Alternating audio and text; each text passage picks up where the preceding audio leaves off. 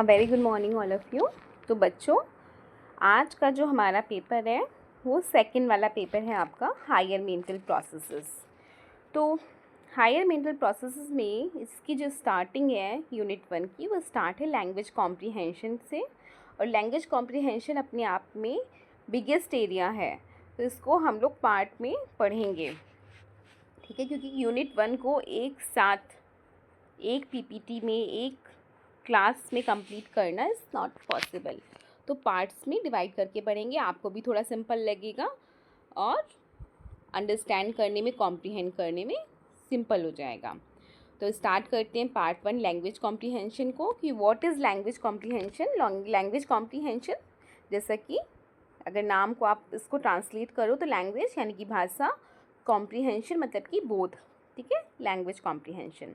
अब लैंग्वेज की बात करें तो जो लैंग्वेज है वो एज अ ह्यूमन बीइंग हमारे लिए बहुत इंपॉर्टेंट है, हमारी लाइफ में बहुत ज़्यादा इम्पोर्टेंस है इसकी।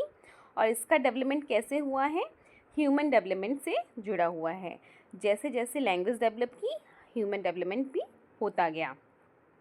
इसको हम इमेजिन नहीं कर सकते अपनी लाइफ से अलग करके। हाँ भाई, इसको अगर लैंग्वेज को अलग रख दें और अपनी लाइफ को इमेजिन करें तो भाई मैं तो पर्सनली नहीं इमेजिन कर पाऊँगी अपनी लाइफ को विदाउट लैंग्वेज। और जो ह्यूमन बीइंग है उसका जो कल्चर है वो किस पे बेस्ड है? लैंग्वेज पे बेस्ड है। लैंग्वेज कम्युनिकेशन का एक एप्रोप्रिएट मीडियम है। लैंग्वेज की तरह ऐसा कोई भी मीडियम नहीं है जो कम्युनिकेशन के लिए अप्रोप्रिएट रहा हो। इमेजिन करो कोई और मीडियम जिसके थ्रू आप कम्युनिकेट कर सके हो। इशारों से क्या उतना अच्छे से कर पाओगे? क्योंकि वो कहते हैं ना, नॉन वर्बल क्यूज़ भी पार्ट है कम्युनिकेशन के। पर जो वर्बल कम्युनिकेशन है, ठीक है, जब बात उसकी आती है तो सब फीके पड़ जाते हैं। नॉन वर्बल कम्युनिकेशन में चार चांद लगाने के लिए ज़रूर वर्बल कम्युनिकेशन को अगर हम कहें तो सजाने संवारने के लिए, डेकोरेशन के लिए नॉन वर्बल कम्युनिकेशन भी आ जाएगा, मोड्स भी आ जाएगा, मीडियम्स भी आ जाएंगे, डिफरेंट टाइप के स्ट्रक्चर्स आ जाएंगे। पर मोस्ट इम्पॉर्टेंट चीज़ क्या है? लैंग्वेज, ठीक है। लैंग्वेज का जो वर्बल एरिया है वो मोस्ट इम्पॉर्टेंट है। तो ऐसा कोई भी मीडियम नहीं है या ऐसा कोई और माध्यम नहीं है जिसके द्वारा हम लैंग्वेज से बेहतर कम्युनिकेट कर सके, है ना। तो कल्चर और जो लैंग्वेज है इसका जो डेवलपमेंट है वो किसके साथ हुआ है? कम्युनिकेशन के कारण हुआ है। और कम्युनिकेशन हम किस वजह से कर पाते हैं? लैंग्वेज की वजह से कर पाते हैं, ठीक है। जो सोशल ह्यूमन बीइंग्स हैं उनके बीच में भी जो एक कम्युनिकेशन होता है वो किस वजह से हो पाया है? लैंग्वेज की वजह से हो पाया है। और लैंग्वेज जो है एक ट्रेडिशनल मीडियम रहा है सोशल इंडिविजुअल्स के बीच में कम्युनिकेशन करने का, ठीक है। हर भाषा का की अपनी एक डिक्शनरी होती है। हर लैंग्वेज देख लो आप, चाहे हिंदी ले लो, इंग्लिश ले लो, फ्रेंच ले लो, ठीक है, बंगाली ले लो, कोई भी लैंग्वेज जो है उसकी अपनी खुद की डिक्शनरी है, उसकी अपनी, ठीक है, उसका अपना ग्रामेटिकल स्ट्रक्चर है। देखो आप, सबकी ग्रामर्स अलग होंगे, ठीक है, उनकी अपनी क्या है? मीनिंग्स हैं, ठीक है। और हर ग्रुप में जो लेटर्स होंगे उसकी डिफरेंट प्रोनाउंसिएशंस हैं। आप देखो, अगर हम एप्पल बोल रहे हैं इंग्लिश में तो हिंदी में क्या बोल रहे हैं? सेब बोल रहे हैं। तो क्या है? अपनी खुद की डिक्शनरी है। Grammatical structure is also different. Meaning जो है, कई बार मीनिंग सेम है, भाई एक ही वर्ड का हम अलग अलग मीनिंग बता सकते हैं, ठीक है, पर प्रोनाउंसिएशन डिफरेंट है। जब एक बच्चा एक साथ दो लैंग्वेजेस को सीखता है तो इससे ये एक्सपेक्टेशन की जाती है कि वो हर ऑब्जेक्ट के दो नाम, ठीक है, भाई दो लैंग्वेज सीख रहा है तो उसको हर ऑब्जेक्ट के दो नाम पता होंगे और दो तरह से एक्सप्रेस करना भी आना चाहिए। एप्पल को एक्सप्रेस करते समय आपके वर्ड्स और जो एक्सप्रेशन है और सेब है ना, उसको प्रोनाउंस करते हुए आपका जो एक्सप्रेशन है थोड़ा सा डिफरेंट हो जाता है। और जब आप दो लैंग्वेज सीख रहे हो तो हम, अगर आपने फ्रेंच सीखी है तो हम आपसे एक्सपेक्ट करेंगे कि आपको अगर वेलकम बोलना है तो फ्रेंच में आप किस तरह से वेलकम बोल रहे हो, ठीक है, या नमस्ते बोल रहे हो तो किस तरह से फ्रेंच में नमस्ते बोल रहे हो। तो हम एक्सपेक्ट करेंगे आपको उस ऑब्जेक्ट के दो नेम पता होंगे, ठीक है। तो आपको दो तरह से एक्सप्रेस करना भी आना चाहिए। जब दो, ठीक है, हम जब प्रोफिशिएंसी डेवलप कर लेते हैं दो ग्रामेटिकल प्रारूपों यानी कि फॉर्मेट्स में, चीज़ों को एक्सपर्टीज़ हासिल कर लेते हैं, तब हम हमारे लिए जो दूसरी लैंग्वेज होती है उसको सीखना सिंपल हो जाता है। ठीक है, जब भी हमें जो ग्रामेटिकल फॉर्मेट्स हैं उसमें एक्सपर्टीज़ हासिल हो जाती है, तो हमें क्या होता है, जो लैंग्वेज हम सेकेंड लैंग्वेज सीख रहे हैं उसको सीखना सिंपल हो जाता है। ठीक है, वही लिखा है, when proficiency is achieved in 2 grammatical formats then learning the second language become easy. भाई आपने ग्रामेटिकल फॉर्मेट, हमें इंग्लिश बोलने में कहाँ दिक्कत आती है, जहाँ हमारे ग्रामर अटकते हैं। तो जब ग्रामेटिकल फॉर्मेट में आपने प्रोफिशिएंसी डेवलप कर ली, अचीव कर ली, तो जो लर्निंग है सेकेंड लैंग्वेज की वो क्या हो जाएगी, ईजी हो जाएगी। ठीक है, समझ में आ रहा है। और कभी कभी क्या होता है कि जो ग्रामर है या प्रोनाउंसिएशन है या जो वर्ड एसोसिएशन है उसमें कॉन्फ्लिक्ट पाया जाएगा या कॉन्ट्राडिक्शंस पाया जाएगा या कन्फ्यूजन्स पाई जा सकती हैं। ठीक है, इससे क्या होगा कि हमारे अंदर कन्फ्यूज़न की स्थिति बनी रह सकती है। तो फिर क्या है, जो बाइलिंगुअल होते हैं, बाइलिंगुअल इफेक्टिवनेस या हार्मनी को दर्शाने के लिए भाषाओं का जो प्रयोग है, ठीक है, उसकी जो स्पीड है, उसकी जो एफिशिएंसी है बोलने की, ठीक है, या जो उसकी करेक्टनेस है, ठीक है, उस पर हम ध्यान देते हैं। ठीक है, अगर ऐसी चीज़ें हो रही हैं कि भाई कई बार होता है हम दो तरह की लैंग्वेज बोल रहे हैं, तो उसकी ग्रामर को समझने के लिए, उसके प्रोनाउंसिएशन को समझने के लिए, वर्ड एसोसिएशन को समझने में कई बार कन्फ्लिक्ट डेवलप हो जाता है, कॉन्ट्राडिक्शंस डेवलप हो जाते हैं, जिससे कन्फ्यूज़न डेवलप हो जाती है। तो बाइलिंगुअल इफेक्टिवनेस या हार्मनी को बनाए रखने के लिए लैंग्वेज का जो प्रयोग है उसकी स्पीड, उसकी एक्यूरेसी आदि को ध्यान में रखते हुए करना चाहिए। ठीक है, a person's knowledge of different language indicate his linguistic background.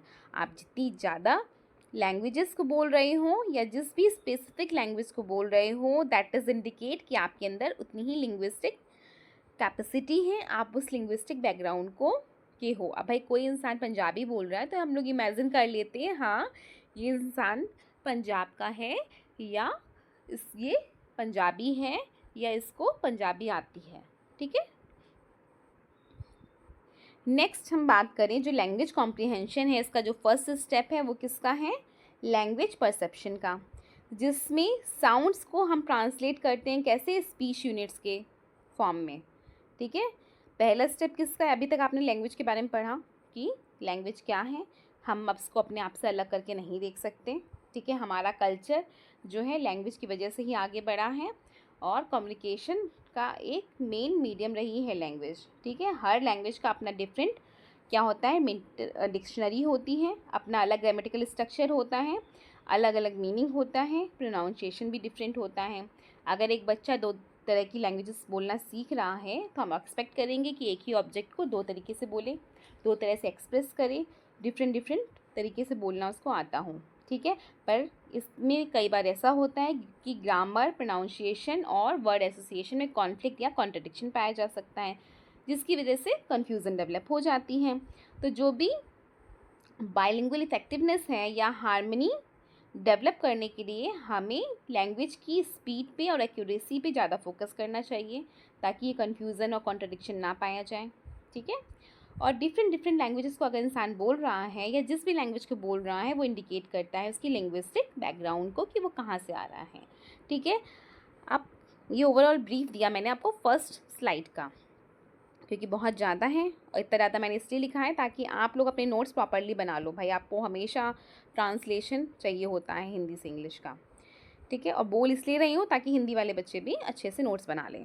ठीक है बेटा, अब नेक्स्ट है कि लैंग्वेज कॉम्प्रिहेंशन का जो पहला स्टेप है वो किस चीज़ का है, लैंग्वेज परसेप्शन का। अब इसमें क्या होता है, in which sounds are translated into speech unit, यानी कि जिसमें साउंड को हम स्पीच यूनिट यानी कि वाणी इकाइयों में ट्रांसलेट कर सकें। जब हम स्पीच का परसेप्शन करते हैं तो क्या करते हैं, जब भी हम सुन रहे हैं सामने वाला कुछ बोल रहा है तो हमें ये पता होता है कि मिसिंग साउंड्स हैं और हम उसको अपने आप में ही, हमारा जो ब्रेन है कंप्लीट कर लेता है। होता है कि नहीं होता है, कई बार बहुत सारे मिसिंग वर्ड्स होते हैं लेकिन हम लोग समझ जाते हैं निमोनिया, पी आ रहा है आगे। ठीक है, मिसिंग साउंड को हम कंप्लीट कर लेते हैं और कॉन्टेक्स्ट के अकॉर्डिंग हम जो वर्ड्स के बीच में बाउंड्रीज होती है उसको भी डिटरमाइन कर लेते हैं। यही तो होता है ना क्योंकि और ये सब चीज़ें हमने कैसे सीखी हैं, प्रैक्टिस से, एक्सपीरियंस से, ठीक है, लर्निंग से। जब भी लिसनर्स हैं, जो लिसनर्स की भांति हम शब्दों के ग्रुप्स के रूप में लैंग्वेज को क्या करते हैं, मॉडिफाई करते हैं, जिसे कॉन्स्टिट्यूएंट्स कहते हैं। तो हम सरफेस स्ट्रक्चर पे क्या करते हैं, लैंग्वेज को सुनते हैं, लेकिन सुन हम रहे हैं सरफेस स्ट्रक्चर पे, लेकिन हम उसकी जो मीनिंग है, underlying deep structure of the sentence है, उसको मन ही मन में डिटरमाइन कर रहे होते हैं। ठीक है, समझ में आया कि लैंग्वेज कॉम्प्रिहेंशन का जो पहला स्टेप है वो क्या है, स्पीच परसेप्शन है। इसमें हम क्या करते हैं, साउंड्स को स्पीच यूनिट्स के टर्म में ट्रांसलेट कर लेते हैं और स्पीच का परसेप्शन करते हैं, तो मिसिंग साउंड्स को कंप्लीट कर लेते हैं, उनकी बाउंड्रीज कहाँ तक जा रही हैं, ठीक है, उसको देख लेते हैं। और एज अ लिसनर हम क्या करते हैं, जो वर्ड ऑफ द ग्रुप्स हैं उसको भी मॉडिफाई करते हैं, जिसे कि कॉन्स्टिट्यूएंट्स कहते हैं। और जब भी हम किसी चीज़ को सुन रहे हैं तो सरफेस स्ट्रक्चर पे तो सुन रहे हैं, पर हम उसकी अंडरलाइंग मीनिंग यानी कि underlying deep structure of the sentence को समझ रहे होते हैं। भाई हम आपसे कुछ भी कहते हैं तो आप उसका मीनिंग तुरंत निकाल लेते हो ना, उसे कहते हैं underlying deep structure of the sentence को हम डिटरमाइन कर लेते हैं, जिससे हमें उन वाक्यों को समझने में कठिनाई होती है। ठीक है, अब किन वाक्यों को समझने में कठिनाई होती है, जिसमें पैसिव वॉइसेस या एम्बिग्विटीज़ ज़्यादा होंगी। ठीक है भाई, हम सरफेस स्ट्रक्चर पे चीज़ों को सुन रहे हैं और मन ही मन में उसकी मीनिंग को समझने की कोशिश कर रहे हैं, तो इससे क्या होगा, दो तरह की प्रोसेसिंग चल रही है, एक सुनना और दूसरा मीनिंग को समझना। तो इससे क्या होगा, हमें उन सेंटेंसेस को समझने में कठिनाई होगी जिसमें ज़्यादा से ज़्यादा पैसिव वॉइसेस का यूज़ हो रहा है और एम्बिग्विटीज़ का यूज़ हो रहा है, बहुत ज़्यादा अनक्लियरनेस है, क्लियरिटी नहीं है। ठीक है, हम किसी चीज़ को सिंपल तरीके से बोलें और किसी चीज़ को घुमा फिरा के बोलें, तो जो घुमा फिरा के हम बोल रहे हैं बच्चों, उसको समझने में हमें ज़्यादा एफर्ट करना पड़ेगा, डिफ़िकल्टी फेस करनी पड़ेगी।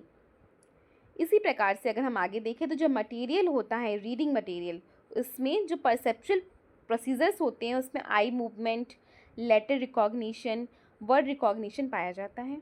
यही तो है ना, जब भी आप कोई भी चीज़ को पढ़ना है आपको, तो उसमें क्या क्या पाया जाएगा, परसेप्चुअल जो प्रोसेसेस हैं उसमें क्या पाया जाएगा, हम आई मूवमेंट करते हैं, कोई भी चीज़ है, जैसे अभी आप ये देख रहे हो स्लाइड्स को, उसमें आपकी आई मूव कर रही होगी, आप लेटर को रिकॉग्नाइज कर रहे हो, ठीक है, वर्ड रिकॉग्निशन कर रहे हो, मैम क्या बोल रही हैं, कौन से सेंटेंस पे हैं, ठीक है, तो ये सारी चीज़ें होती हैं।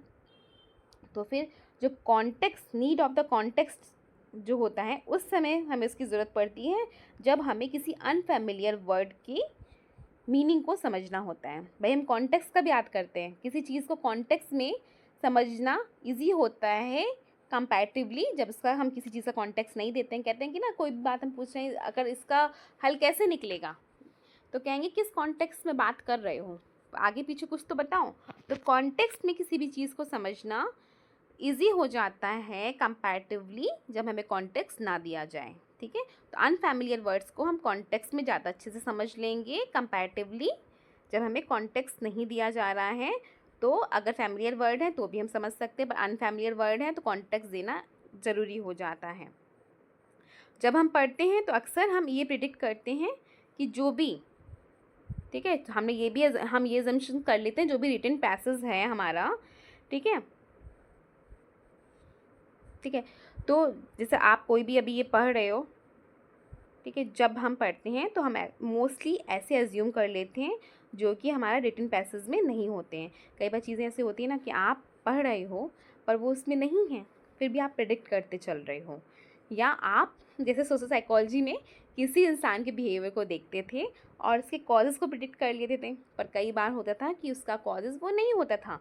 तो वैसी चीज़ें हैं जब हम किसी चीज़ को पढ़ते हैं, पर कई बार हम ऐसे अनुमान लगा लेते हैं जो रिटन पैसेज में नहीं होते हैं। ठीक है, तो unfortunately people are not necessarily perfect in their meta comprehension. तो अनफॉर्चुनेटली हम ये नहीं कह सकते कि आप जो भी सोच रहे हो पढ़ने के बाद वो सही होगा या परफेक्ट होगा, क्योंकि एज अ ह्यूमन बीइंग हमारे से भी एरर होती हैं, हम परफेक्ट नहीं हैं, हमारा जो मेटा कॉम्प्रिहेंशन है वो भी कई बार एरर से फिल्ड होता है पूरा। ठीक है, और हम कई बार गलत तरीके के प्रिडिक्शंस कर लेते हैं। आप बात करते हैं जब लैंग्वेज, ठीक है, सडनली बिकम इलीगल, ठीक है, जब भाषा अचानक से इलीगल हो जाए, अवैध हो जाए, तो ना तो हम उसे पढ़ते हैं, ना बोलते हैं और ना लिखते हैं। ठीक है, यहाँ तक कि जो हमारी मेमोरी है उसमें भी ऐसे शब्दों को हम इमेजिन नहीं करते। और अगर हमें लैंग्वेज का की नॉलेज नहीं है तो ना तो हम अपनी लाइफ में ऐसे कहते हैं ना कि जो ऐसे इवेंट हो गए जो बहुत ही अनर्थकारी टाइप के हैं, ठीक है, डिज़ास्टर डेवलप करने वाले इवेंट हो गए हमारी लाइफ में, तो क्या हम करते, ना तो हम इसको एक्सप्लेन करना चाहते हैं, ना हम यह बता सकते हैं कि 2 वीक पहले हमने कौन सी फिल्म देखी थी, हमारे साथ क्या हुआ था। तो मतलब हम उसके बारे में इमेजिन नहीं करना चाहते, बताना नहीं चाहते, क्योंकि हम अपनी मेमोरी को, अपनी खुद की मेंटल हेल्थ को उस बेकार इवेंट से दूर रखना चाहते हैं या उन ख़राब शब्दों से दूर रखना चाहते हैं। ठीक है, और अगर वो इवेंट ज़्यादा ही ऐसा था कि जो हमारी लाइफ में डिस्ट्रक्शन जिसने डेवलप कर दिया हो, ठीक है, डिटोरिएशन डेवलप कर दिया हो, तो हम क्या करते हैं, वो डिसओरिएंट से हो जाते हैं। हमारे आसपास क्या चल रहा है, हमें क्लास में टीचर क्या पढ़ा रहे हैं, हम कौन सी पुस्तक पढ़ रहे हैं, कौन सी किताब पढ़ रहे हैं, क्या सिलेबस पढ़ रहे हैं, कौन से सम सॉल्व कर रहे हैं, इन सब चीज़ों पे भी ध्यान नहीं दे पाते, सोशल इंटरेक्शन भी नहीं कर सकते। ठीक है, तो इन सब चीज़ों का इतना ज़्यादा नेगेटिव इफेक्ट भी होता है। तो लैंग्वेज देखो किस तरीके से अवैध हो जाती है भाई। कई बार होता है ना कि अब्यूज़ वगैरह को हम क्या करते हैं, नहीं सुनना चाहते, या कोई बोल भी देता चलते फिरते तो हम लड़ाई झगड़ा करने नहीं बैठ जाते, कई बार हम अवॉइड करते हैं और आगे बढ़ जाते हैं। हम उन चीज़ों को बार बार इमेजिन नहीं करना चाहते। ऐसे जो हमारे डिज़ास्टर डेवलप करने वाले इवेंट हैं हमारी लाइफ में, उनको हम किसी से शेयर नहीं करना चाहते।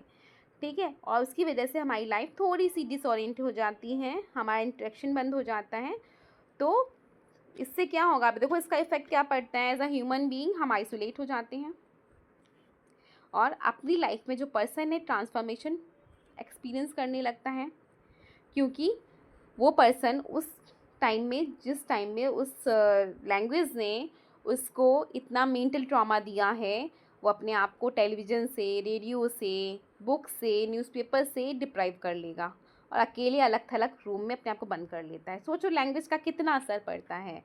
ठीक है, अगर किसी ने कुछ ऑफेंसिव सा कह दिया, नेगेटिव कह दिया जो आपके दिल में बहुत लग गया, तो आप ये सब तरह की चीज़ें करते हो।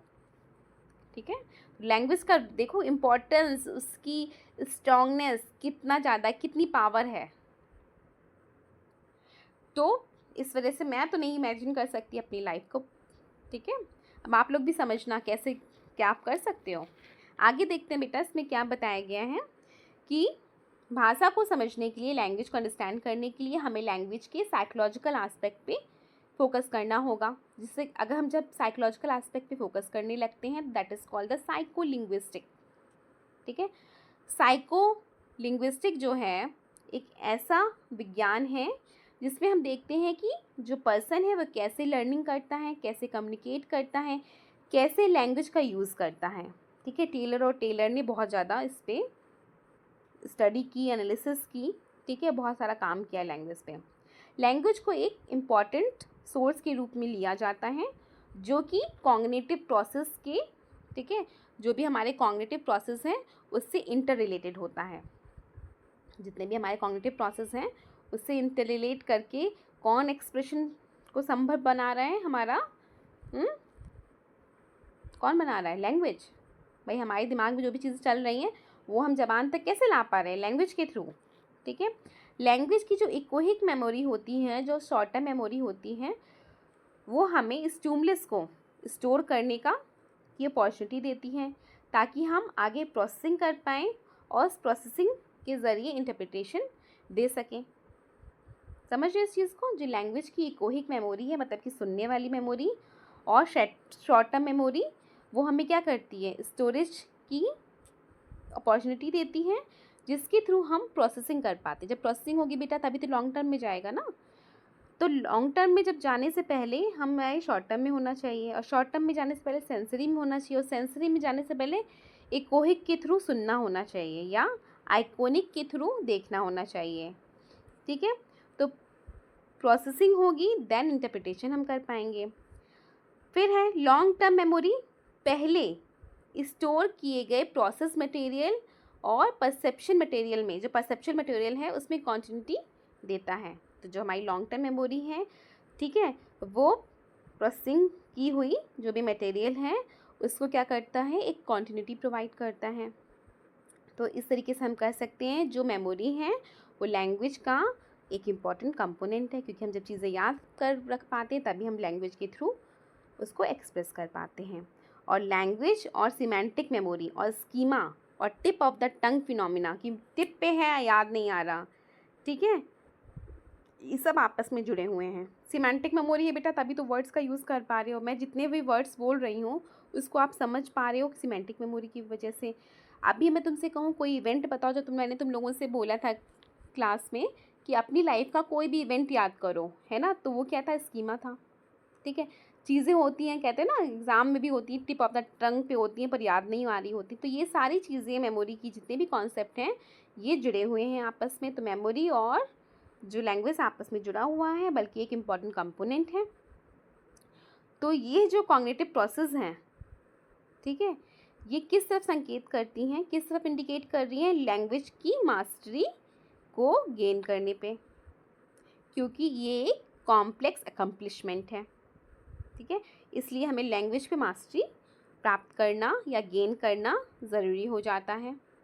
समझ रहे हो? लैंग्वेज जो है हमारा नॉलेज को, ठीक है, लैंग्वेज एक्विजिशन जो है उस प्रोसीजर का में बहुत जटिल है, क्योंकि इसमें हमें काफ़ी सारी डिफ़िकल्टीज़ को फेस करना पड़ता है अकॉर्डिंग टू द सिंगर। और इफ़ेक्टिवली लैंग्वेज को एफिशिएंट और एक्यूरेट बनाना पड़ता है। लैंग्वेज को हम केवल पैसिवली सुनते ही नहीं हैं, बल्कि अपनी जो प्रीवियस नॉलेज है उससे हम हेल्प लेते रहते हैं, एडवाइस लेते रहते हैं और नई नई स्ट्रेटजीज़ को यूज़ करते रहते हैं। अभी मैं तुम लोगों से कोई भी बात करूं तो क्या ऐसा होगा कि तुम लोग सिर्फ जो मैं कह रही हूँ वो सुनो? नहीं, पहले जो भी होता है उससे क्या करते हो, कोरिलेट करते रहते हो। तो मतलब ये हो गया कि प्रीवियस नॉलेज से एडवाइस ले रहे हो, नई नई स्ट्रेटजीज़ को यूज़ करते हो, अकॉर्डिंगली एक्सपेक्टेशंस करते हो, कंक्लूजन्स निकालते हो। जब भी हम कुछ बोलते हैं तो इस बात को डिटरमाइन कर लेते हैं कि जो भी हमारे लिसनर हैं वो क्या जानते हैं, क्या मैसेज दे रहे हैं हमें, ठीक है। तो ये सब चीज़ें पहले से ये हम डिटरमाइन कर लेते हैं। और जो लैंग्वेज है वो हमारा सबसे इम्पॉर्टेंट कॉग्निटिव डेवलपमेंट ही नहीं है, बल्कि हमारे कॉग्निटिव प्रोसीजर्स का एक इम्पॉर्टेंट आस्पेक्ट भी है, ठीक है। That is all about language. अब आगे बात करते हैं अंडरस्टैंडिंग स्पोकन लैंग्वेज, ठीक है, मतलब कि मौखिक भाषा का ज्ञान।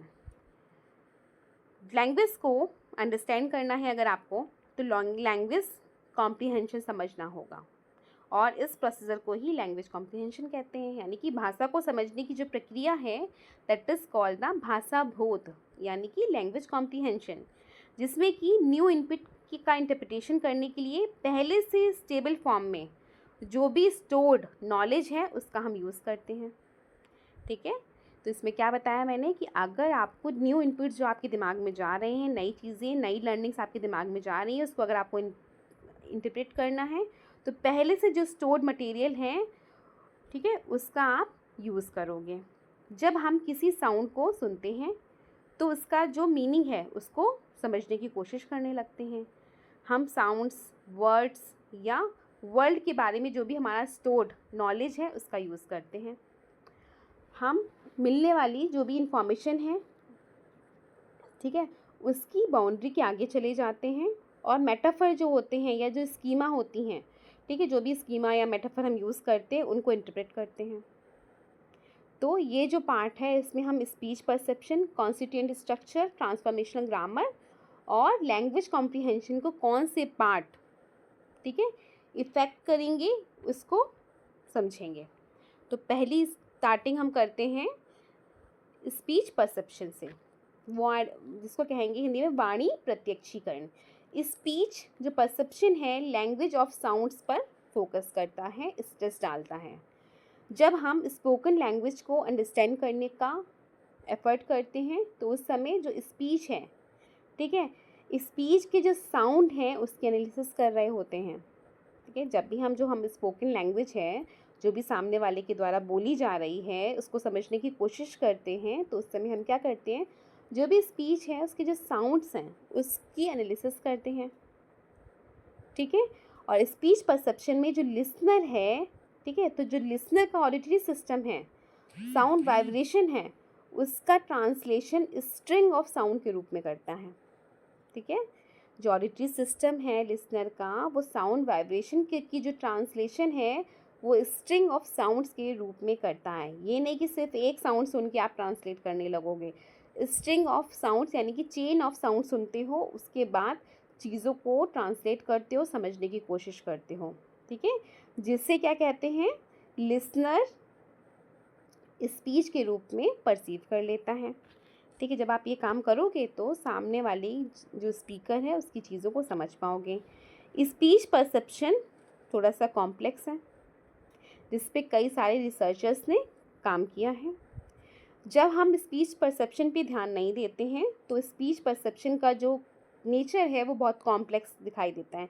अभी अगर आप चीज़ें नहीं समझ पा रहे हो जो मैं बोल रही हूँ हायर मेंटल प्रोसेस की चीज़ें, क्योंकि हायर लेवल चीज़ें हैं, that is because the name of this paper is higher mental process. ठीक है।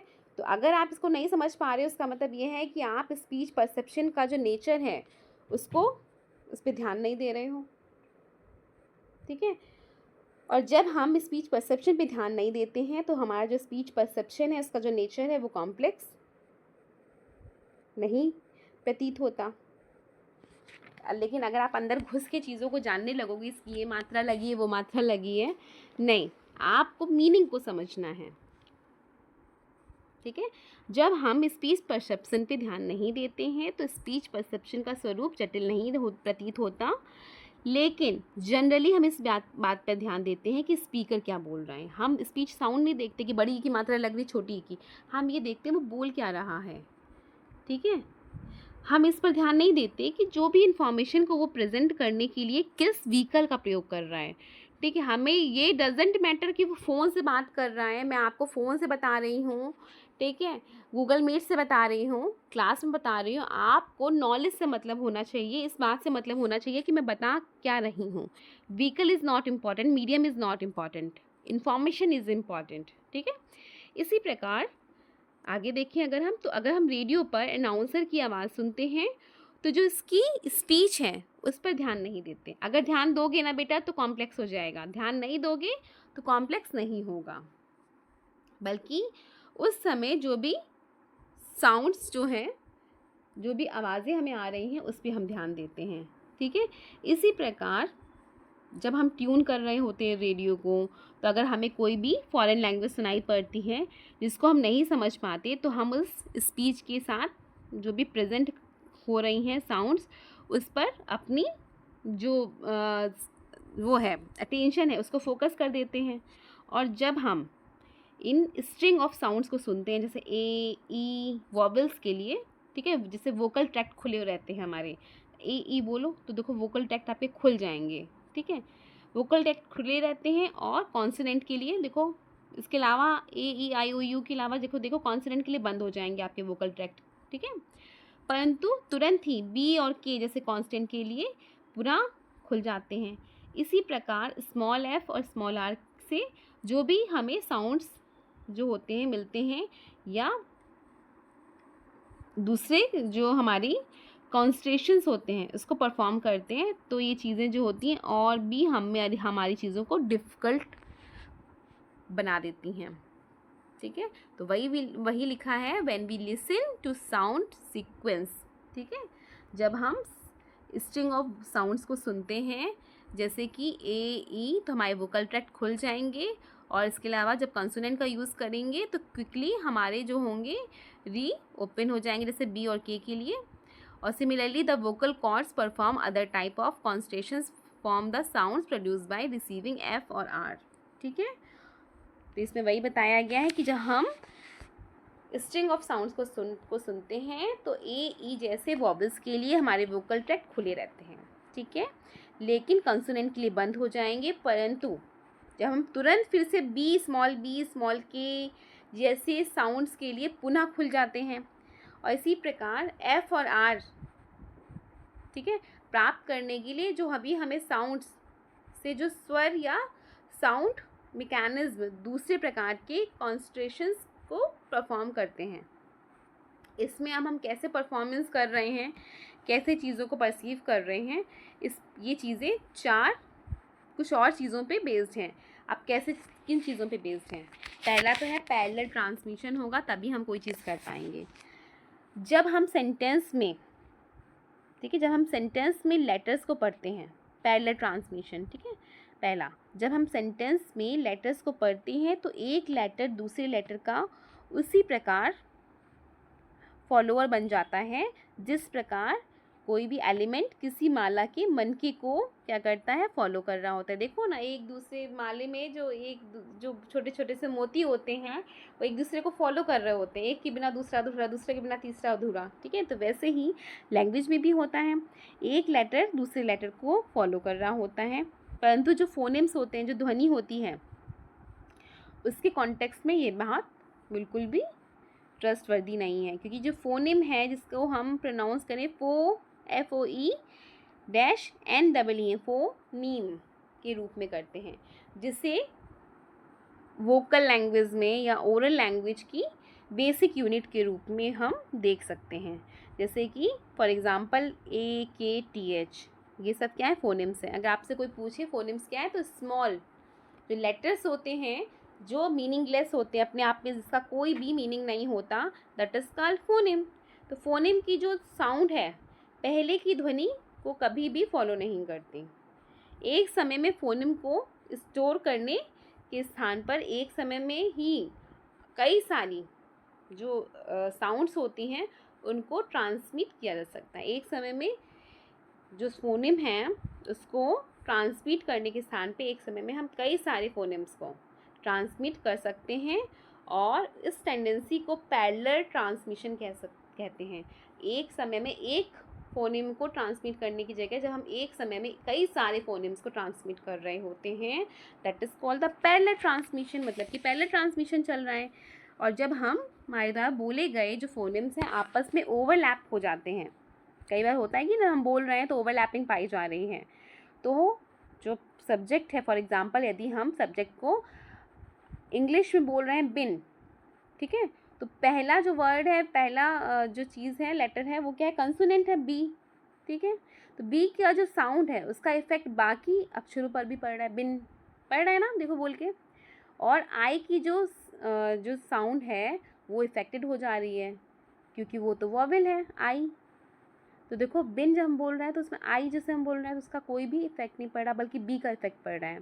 तो स्वर जो आई है इसका जो प्रभाव है पूरे शब्द अर्थात बी और आई और एन पर ट्रांसमिट हो रहा है, ठीक है। बिन जब बोल रहे हैं बिन, तो इसमें किसकी मात्रा आ रही है, आई की, ठीक है।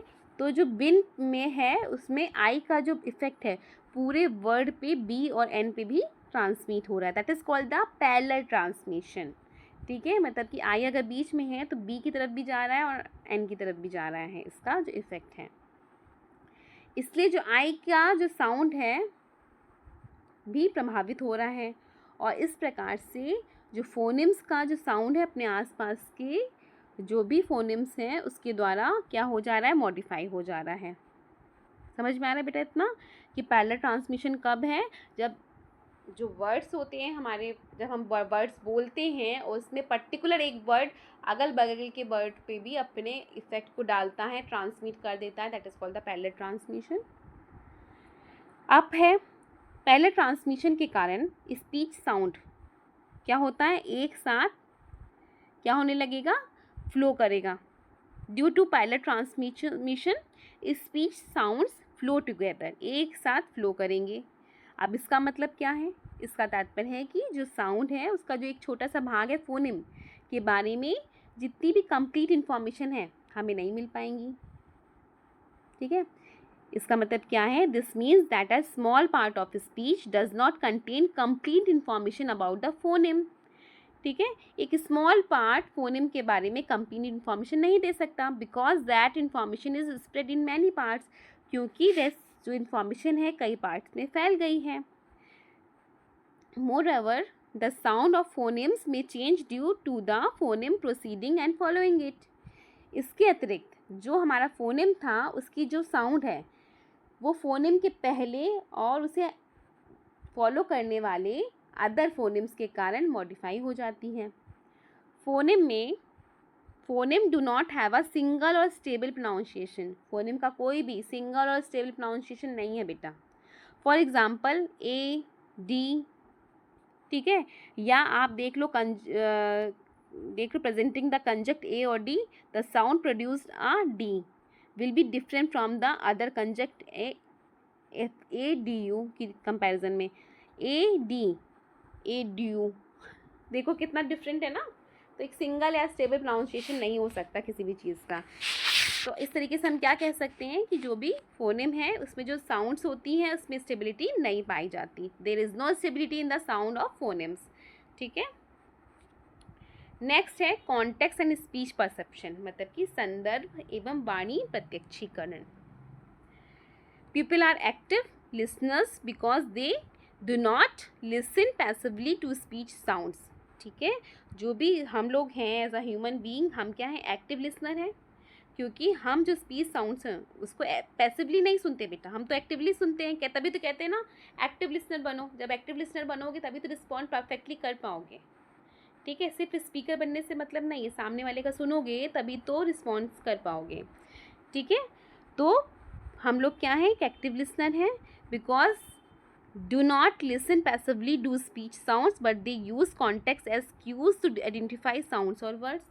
ठीक है, हम पैसिव लिसनर नहीं हैं वरन हम क्या करते हैं, कॉन्टेक्स्ट का प्रयोग करते हैं इंडिकेशंस के रूप में, ताकि हम साउंड्स को और वर्ड्स को पहचान सकें। भाई जब आप अच्छे से सुन रहे होते हो तभी जो सामने वाला साउंड्स और वर्ड्स का यूज़ कर रहा होता है उसको पहचान पाते हो। ठीक है, इस पर वॉरेन एट ऑल ने क्या कहा था, उन्होंने एक्सपेरिमेंट्स किए थे और बताया था कि जो पर्सन होता है उसमें जो फिनोमेनिक रिस्टोरेशन दिखाई पड़ता है वो खोई हुई जो मिसिंग साउंड्स होती हैं उनके कंप्लीटनेस के लिए कॉन्टेक्स्ट को इंडिकेट करने के रूप में यूज़ होता है। जो भी मिसिंग साउंड्स होते हैं उसको तो हम कॉन्टेक्स्ट के रूप में, जब कॉन्टेक्स्ट हमें मिल जाता है तो अपने आप में हम क्या कर लेते हैं, फिलअप कर लेते हैं उस गैप को। जैसे इन्होंने वॉरेन ने जो एक्सपेरिमेंट किया था उसमें रिकॉर्ड पेयर से एक सेंटेंस प्रेजेंट किया था सब्जेक्ट्स के सामने, the state governors met with their, फिर आप यहाँ पे इन्होंने देखो मिसिंग कर दिया। ठीक है, लेजिस्लेचर्स देखो दिख रहा होगा तुम लोग को, LEGI और स्पेस है बीच में, यहाँ पे एस्टिक लगा लेना, lectures convening in the capital city. ठीक है, अब इस सेंटेंस में लेजिस्लेचर, लेजिस लिखा है, ठीक है, एस गायब है और उसकी जगह समझ लो स्पेस है या एस्ट्रिक है, लेचर लिखा है कि प्रथम एस को 12 सेकंड के लिए क्या किया, जैसे लेजी खांसी आ गई मुझे, या रिप्लेस कर दिया मैंने उसको, या थोड़ा सा स्पेस कर दिया फिर लेचर बोला।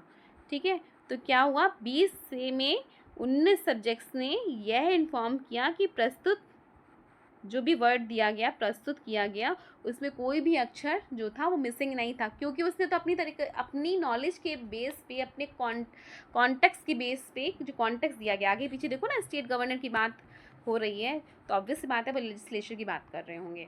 ठीक है, तो कॉन्टेक्स्ट मिल गया तो आपने अपनी तरफ से ही क्या करते हो, आप लोग मिसिंग साउंड्स को कंप्लीट कर लेते हो। तो वही इसमें बताया गया है कि मिसिंग साउंड्स तब कंप्लीट करना इजी हो जाता है, या as a human being active listener होने के नाते हम तब कंप्लीट कर लेते हैं मिसिंग साउंड्स को जब उसका कॉन्टेक्स्ट हमारे सामने अवेलेबल होता है। तो जब ये एक्सपेरिमेंट वॉरेन ने किया तो उसमें जब उन्होंने रिकॉर्ड पेयर से सेंटेंस प्रेजेंट किया, the state governors met with their lecture convening in the capital city, तो उन्होंने एस नहीं बोला, लेकिन 20 में से जो 19 सब्जेक्ट्स थे उन्होंने बोला कि इसमें कोई भी वर्ड मिसिंग नहीं है। ठीक है, इसी प्रकार से हम अपनी डेली लाइफ में ऐसे फोनेम्स को सुनते हैं जो एक्सटर्नल साउंड्स के द्वारा मास्क्ड होती हैं। ठीक है, छुपी हुई होती हैं। ऐसी सिचुएशन में हम मिसिंग साउंड्स को क्या करते हैं, रिकंस्ट्रक्ट कर लेते हैं अपने आप ही, या फिलअप कर लेते हैं। और जब हम क्लास में किसी टीचर की स्पीच को, लेक्चर को सुन रहे होते हैं तो कई बार होता है कि हमारे सामने डिस्ट्रैक्टर साउंड्स आते हैं। ठीक है, और क्लास में जो टीचर हैं मेज पर या आपकी टेबल पर जो जिस बुक से पढ़ा रहे होते हैं, कभी खांस रहे होते हैं, पन्ने पलट रहे होते हैं हम लोग, या बच्चे कर रहे होते हैं, या आपस में बात कर रहे होते हैं जो कि डिस्ट्रैक्टर होते हैं, उसका इफ़ेक्ट पड़ रहा होता है, फिर भी हम क्या करते हैं, फिर भी अप्रोप्रिएट वर्ड को हम लिख लेते हैं, क्योंकि कॉन्टेक्स्ट के अकॉर्डिंग जो हमें पता है कि कौन सी चीज़ पढ़ाई जा रही है, तो उस कॉन्टेक्स्ट के अकॉर्डिंग हम चीज़ों से अपना क्या कर लेते हैं, गैप को फिल कर लेते हैं। ठीक है, तो पूरा मॉरल ऑफ द स्टोरी यही है कि कॉन्टेक्स्ट अगर हमें दिया जाए तो हम स्पीच का जो परसेप्शन है वो इजी हो जाता है। वॉरेन ने यह भी दिखाया या अपने एक्सपेरिमेंट्स के थ्रू बताया कि जब पर्सन को कई सारे ऑप्शंस में से एक एप्रोप्रिएट मीनिंग वाले वर्ड्स को जोड़कर, ठीक है, सेंटेंस बनाना होता है तो वो बना लेता है, कॉम्प्रीहेंड कर लेता है इजीली कॉन्टेक्स्ट अगर है। जैसे कि उसने अपने सब्जेक्ट्स को 4 सेंटेंस बताए थे, ठीक है, ये 4 सेंटेंस है। अब इसको देखो, इट वॉज फाउंड दैट अब देखो पहला EEL एस्टेक जहाँ जहाँ लगा है वहाँ फिल करना है बेटा आपको, ठीक है। तो उन्होंने 4 शब्द बताए थे, 4 सेंटेंसेस बोले थे। अब यहाँ पे मिसिंग है, लेकिन एज अ ह्यूमन बीइंग क्योंकि कॉन्टेक्स्ट है हमारे सामने तो हम कुछ ना कुछ जोड़ लेंगे, ठीक है। It was found that EEL, अब आगे जोड़ना है, was on the axle shoe orange table. अब आप क्या करोगे, कॉन्टेक्स्ट आपके सामने है तो ये चारों के चारों सेंटेंस एक दूसरे से बिल्कुल सिमिलर लग रहे हैं, डिफरेंस बस इतना है कि अंतिम शब्द चेंज कर दिया गया है। वाक्य में जहाँ एस्ट्रिक लगा हुआ है वहाँ पहले क्या है, कफ को जोड़ दिया गया है, ठीक है। दूसरे में परंतु प्रयोज्य ने या सब्जेक्ट ने पहले वाक्य में, ठीक है, पहले वाक्य में EEL को किससे जोड़ा, व्हील, सेकंड में हील, थर्ड में पील और फोर्थ में मील को पढ़ा। इस स्टडी में सब्जेक्ट्स ने जो वर्ड्स का कंस्ट्रक्शन है उसके लिए आसपास के जो साउंड्स थे उनका प्रयोग नहीं किया, बल्कि कॉन्टेक्स्ट का प्रयोग करके बेटा सेंटेंस को रिकंस्ट्रक्ट किया। तब आप समझ ही रहे होंगे कि कॉन्टेक्स्ट के ज़रिए हमारा स्पीच परसेप्शन इजी हो जाता है और हम सब जो सेंटेंसेस होते हैं इसको रिकंस्ट्रक्ट कर पाते हैं, ठीक है। इतना समझ में आया, पहला ट्रांसमिशन समझ में आ गया। हम जब भी कोई चीज़ बोलते हैं जो एक स्पेसिफिक साउंड होता है उस वर्ड में आसपास के वर्ड्स पे अपना जो इफ़ेक्ट होता है उसको ट्रांसमिट कर देता है, ठीक है। कॉन्टेक्स्ट में क्या है, जब भी हम कोई चीज़ बोल रहे हैं तो मिसिंग जो साउंड्स होते हैं उसको हम कैसे पूरा कर पाते हैं, साउंड्स की हेल्प से नहीं, आसपास जो कॉन्टेक्स्ट होता है उसकी हेल्प से। जैसे कि अगर साइकोलॉजी में बहुत पॉपुलर वीडियोज़ हैं, हम बहुत सिमिलर सा 13 बनाएं जो 20 सा भी लग रहा हो, 13 का भी लग रहा हो, तो आप कैसे जानोगे वो 13 है या B है, कैसे जानोगे, हाँ ऐसे जानोगे अगर उसके सामने आगे 12 लिखा है तो 13 होगा और पीछे 14 लिखा है तो 13 होगा, लेकिन अगर A लिखा है आगे और पीछे C लिखा है तो आप B समझोगे। तो कॉन्टेक्स्ट जो होता है इसकी वजह से एज अ ह्यूमन बीइंग हम चीज़ों को पूरा कर लेते हैं, ठीक है। साउंड वहाँ पे ज़रूरत नहीं है साउंड की। अब इतना समझ में आ ही गया होगा आपको, तो इसके बेस पे आप कई सारे वो दे सकते हो एग्जाम्पल और डायग्रामेटिक प्रेजेंटेशन कर सकते हो। अब बात करते हैं विजुअल क्यूज, विजुअल जो क्यू दिए जाते हैं आपको, विजुअल क्यूज जो दिए जाते हैं as an aid to speech perception, जो विजुअल क्यूज हैं वो कितने इंपॉर्टेंट होते हैं। तो इसमें टटॉल ने भी स्टडीज़ किए, ओपिनियन दिए अपने कि जो स्पीच परसेप्शन है उसमें जो हमारे विजुअल इंडिकेशंस होते हैं उससे भी हमें बहुत हेल्प मिलती हैं। सिर्फ सुनने से या कॉन्टेक्स्ट से हेल्प नहीं मिल रही, कई बार हम विजुअल क्यूज की वजह से भी स्पीच को परसीव कर पाते हैं। स्पीकर का जो लिपसिंग है, जो चेहरे से हमें इंफॉर्मेशन नॉन वर्बल क्यूज़ मिल रहे हैं उसके बेस पे जो स्पीच सिग्नल हैं, ठीक है, उससे क्या होता है जो हमारी परसेप्शनल एम्बिग्विटीज़ हैं उसके सॉल्यूशन में हेल्प मिलती है। कई बार होता है ना, हम कहते हैं कि नहीं वो बोल ऐसे रहा था पर जो उसका नॉन वर्बल क्यूज़ था दैट इज़ मोस्ट इम्पॉर्टेंट, उसने ये क्लियर कर दिया कि वो ये काम नहीं करेगा, तो क्या है यहाँ पे बताया इन्होंने कि जो विजुअल क्यूज़ होते हैं जो कि हमें स्पीकर की लिपसिंग से या उसके नॉर्मल क्यूज़ से या फेशियल एक्सप्रेशन से मिल रहे होते हैं, वो हमारी परसेप्चुअल एम्बिग्यूटीज़ यानी कि जो अस्पष्टताएँ अनक्लियरनेस होती हैं उसके सॉल्यूशन में हेल्प करते हैं। जैसे कि कॉन्टेक्स्ट में कॉन्टेक्स्ट इंडिकेट क्या किया था, व्हील और पील में डिफरेंट करने में सहायक है। तो व्हील बोल रहा है कि पील बोल रहा है, तो अगर हम उसकी लिपसिंग देख लेंगे तो हमें पता चल जाएगा वो व्हील बोल रहा है या पील बोल रहा है। इसी प्रकार से जब दो पर्सन फेस टू फेस बात करते हैं तो टेलीफोन में बात करने की अपेक्षा जो कम्युनिकेशन है वो ज़्यादा क्लियर होता है, क्योंकि हम सामने सामने उसका ये भी देख रहे हैं कि वो क्या बोल रहा है। ठीक है, नेक्स्ट है वर्ड बाउंड्रीज़। अब वर्ड बाउंड्रीज़ में क्या है कि जब हम अनफैमिलियर लैंग्वेज में दो पर्सन के कम्युनिकेशन को सुनते हैं, इंटरेक्शन को देखते हैं, तो हम वर्ड्स की कॉन्टीन्यूअस जो उसमें कॉन्टीन्यूअस फ्लो है, कॉन्टीन्यूअस फ्लो ऑफ वर्ड्स है, उसको देखते हैं, जिसको कि अलग करने के लिए कोई भी बाउंड्री नहीं होती।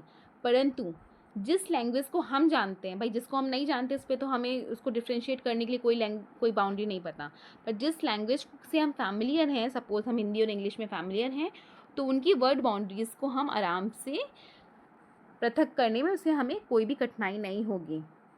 But in a language we know we have no difficulty in separating word boundaries. भाई आप हिंदी इंग्लिश को अच्छे से जान रहे हो, हिंदी इंग्लिश उर्दू आपको अच्छे से आती है, तो आप वर्ड बाउंड्री सेट कर सकते हो। ये पर्टिकुलर वर्ड यहाँ नहीं यूज़ कर सकते आप, ये तो इस जगह यूज़ होता है, ये पर्टिकुलर वर्ड यहाँ यूज़ करता है। आप अंदर आ रहे हो रूम में तो मे आई कम ही नहीं बोलोगे ना, मे आई गोइंग तो नहीं बोलोगे ना ऐसे। तो बाउंड्रीज़ आपको पता होती हैं, लेकिन जो अनफैमिलियर लैंग्वेज होती हैं उसमें जो वर्ड बाउंड्रीज़ होती हैं वो आपको नहीं पता होती। फैमिलियर जो लैंग्वेज होती है उसमें वर्ड बाउंड्रीज़ पता होती हैं, आप सेपरेट कर सकते हो वर्ड बाउंड्रीज़ को। मोस्ट सर्कमस्टेंसेस में क्या होता है कि जो स्पोकन लैंग्वेज होती हैं, ठीक है, जो भी हमारी स्पोकन लैंग्वेज है इसमें जो रियल एक्विस्टिक स्टिमुलस है, ठीक है, स्पोकन लैंग्वेज का जो रियल एक्विस्टिक यानी कि जो भी हमारा वास्तविक सुनने वाला स्टिमुलस है उसमें जो भी सीमा का निर्धारण है, ठीक है, जो भी हम सीमा का निर्धारण मतलब कि बाउंड्री सेटिंग है, उसमें पॉज को हम नहीं दिखाते। मोस्ट ऑफ द केसेस में क्या होता है, जो भी हमारी स्पोकन बोलने वाली लैंग्वेज है उसमें हम रियल एक्विस्टिक स्टिमुलस में कोई भी बाउंड्री सेटिंग या पॉज को नहीं दिखाते, ठीक है, बल्कि हम क्या करते हैं, but when we use a physical phenomena like a pause we can determine a word boundary less than 40% of the time. परंतु जब हम पॉज लेते हैं तो फिजिकल स्टिमुलस का प्रयोग करने पे 40% से कम समय में हम वर्ड बाउंड्री को निर्धारित कर लेते हैं कि हाँ मैम ने यहाँ पॉज दिया मतलब यहाँ पे सेंटेंस ख़त्म हुआ, ठीक है। फिर एक और इसको देखो बहुत प्रोनाउंसिएशन बहुत डिफिकल्ट है, CZY के जिस करके, क्योंकि इसमें मिसिंग साउंड्स हैं, ने एक एग्जाम्पल दिया और यह बताया कि जो भी हमारा विजुअल एनालॉजी है उसमें जो प्रॉब्लम सॉल्विंग है हमारे लिसनर या हमारे जो एक्विस्टिक या ऑडिटरी सिस्टम है, ठीक है, उसको करना पड़ता है।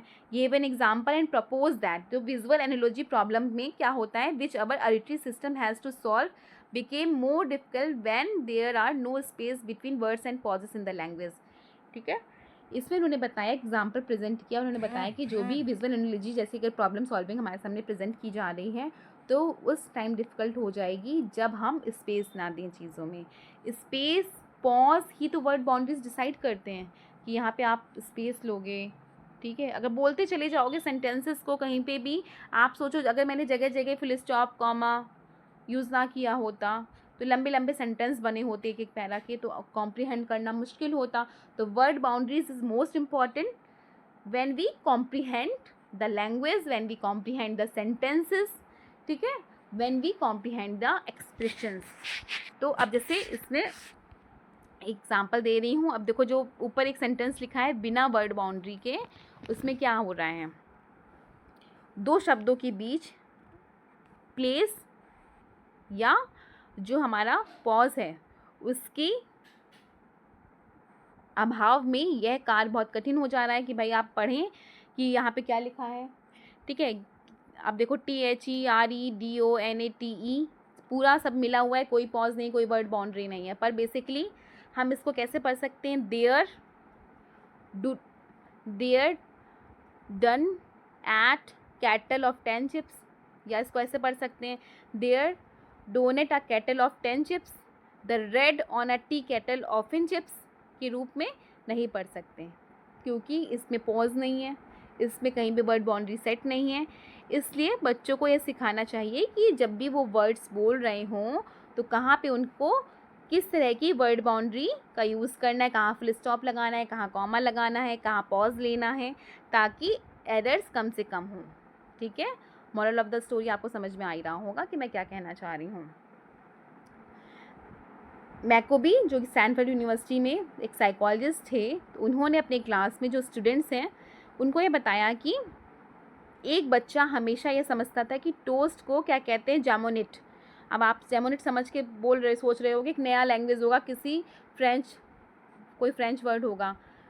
वो इसलिए टोस्ट को जैमोनिट समझता था क्योंकि उसकी जब मम्मा थी जो वो रोज़ सुबह उठ के उसको क्या कहती थी कि सवेरे उसे टोस्ट देते हुए पूछती थी would you like some jam on it, पर वो इतनी फास्ट बोलती थी, वर्ड बाउंड्रीज ख़त्म कर देती थी, कोई पॉज नहीं।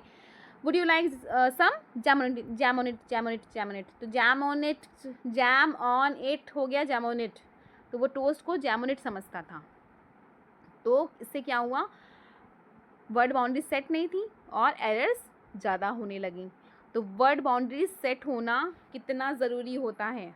ठीक है, अब बात करते हैं थ्योरीज ऑफ स्पीच परसेप्शन की कि कौन कौन सी थ्योरीज बताई गई हैं। ठीक है, स्पीच